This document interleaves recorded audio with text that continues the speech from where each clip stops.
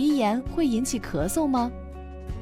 如文医生特邀专家全芳，西安交通大学第一附属医院耳鼻咽喉头颈外科主任医师。鼻炎是可以引起咳嗽这个症状的。我们知道鼻炎呢，最常见的是过敏性鼻炎。过敏性鼻炎它就有大量的鼻涕这样的一个分泌物，那么它流下来可能会刺激我们的咽腔，引起咳嗽。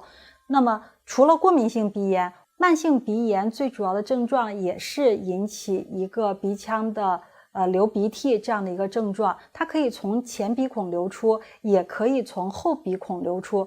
当鼻腔的分泌物从后鼻孔这个位置叫后鼻孔流出的时候，我们也叫它鼻后漏综合症。当这个后鼻孔流出的这个分泌物，它就可以刺激我们咽腔的这个黏膜，刺激的这个咽腔黏膜的神经就可以引起嗓子这个位置黏膜痒，刺激我们的咳嗽中枢，就会引起咳嗽。所以呢，这个咳嗽呢是有可能是由于鼻炎引起的。